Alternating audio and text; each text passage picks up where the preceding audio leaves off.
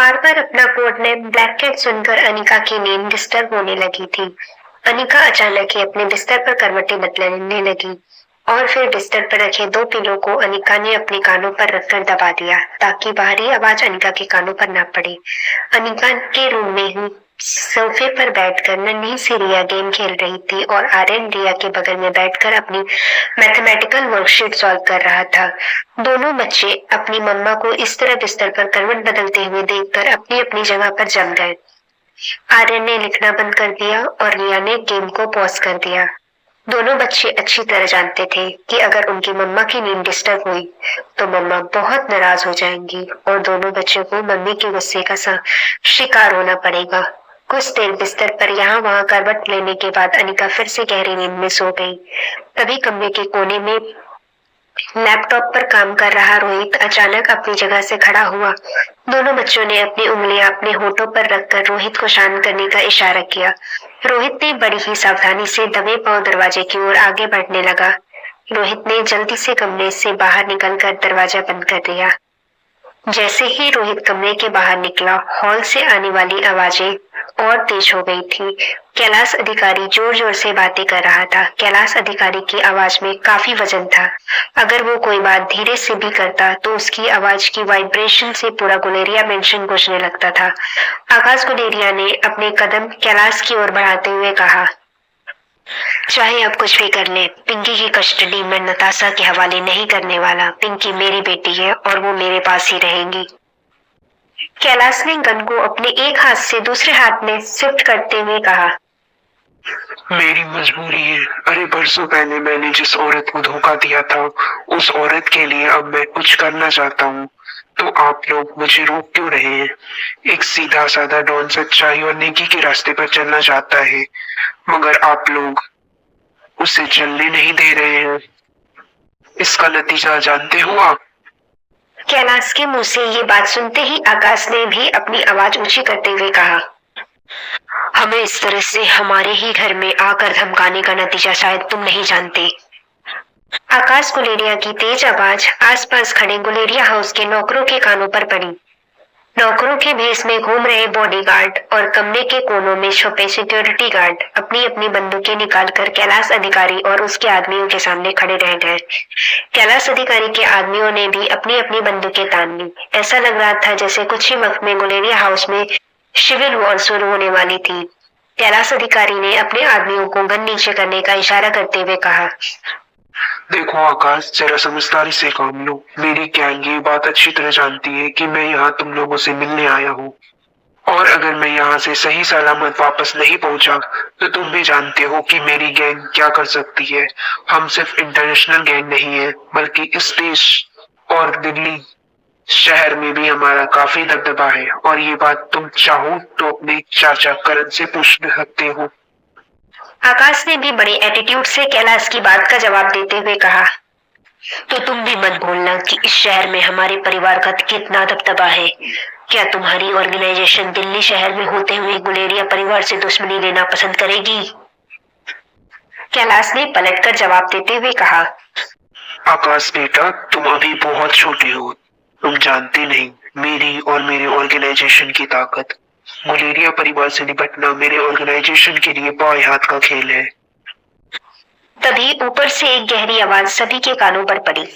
Staircase से नीचे उतर रहे रोहित ने कैलाश से कहा, तो क्या तुम्हारी ऑर्गेनाइजेशन गुलेरिया परिवार के साथ साथ मारवा खानदान से भी दुश्मनी मोल लेने के लिए तैयार है? रोहित मारवा को इस तरह गुलेरिया हाउस में देखकर कैलाश अधिकारी के होश उड़ गए। कैलाश जानता था कि मारवा खानदान और रोहित मारवा कितने पावरफुल नाम थे। गुलेरिया परिवार और मारवा परिवार अगर एक हो जाए तो किसी भी देश से लड़ने की ताकत रख सकते थे।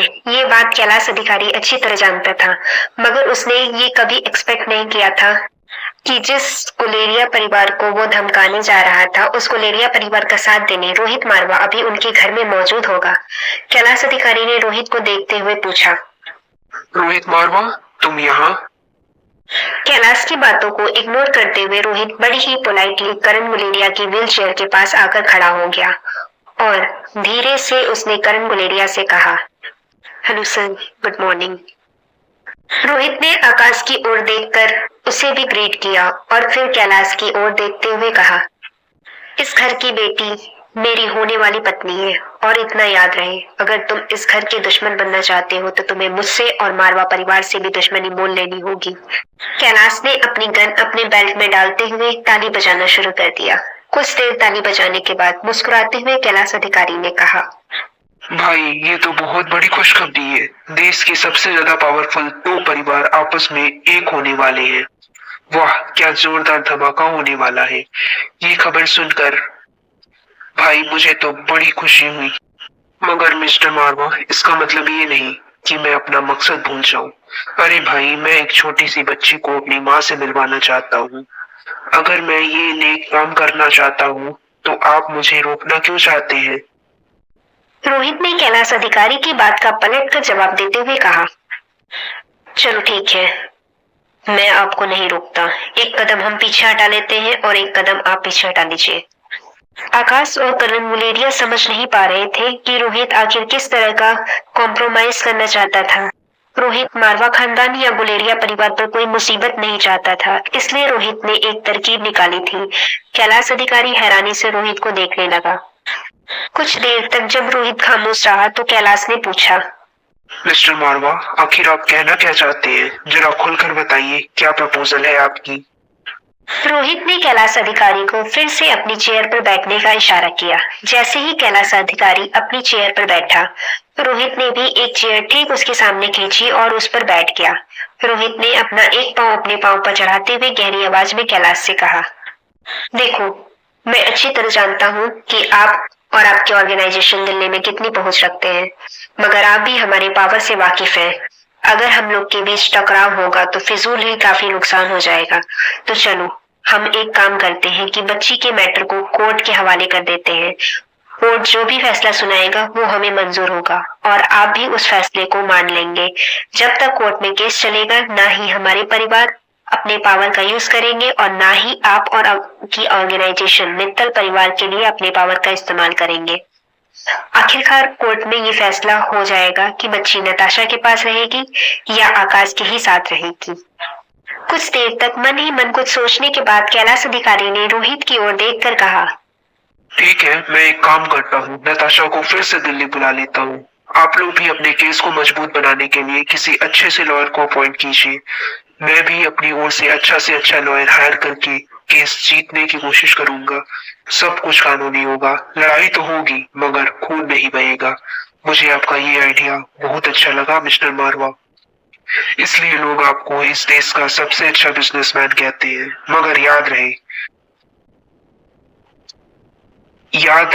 अगर तुम लोगों ने अपना पावर का इस्तेमाल किया तो मैं भी पीछे नहीं हटूंगा। मैंने किसी से वादा किया है। ये कहकर कैलाश बिना टाइम वेस्ट किए वहां से चला गया। कैलाश अधिकारी के जाते ही आकाश और रोहित एक दूसरे के सामने देखकर मन ही मन मुस्कुराने लगे।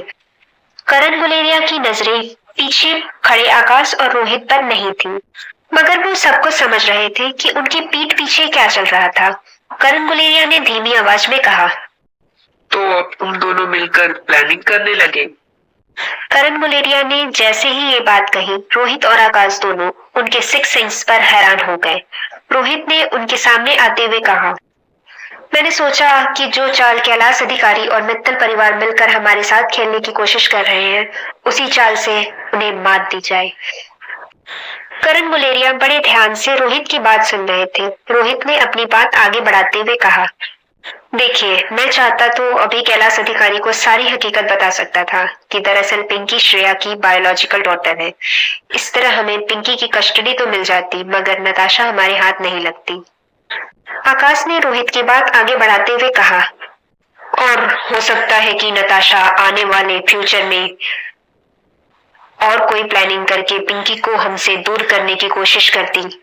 नताशा ने पिंकी और श्रेया के साथ जो कुछ भी किया है उसकी सजा उसे मिलनी ही चाहिए।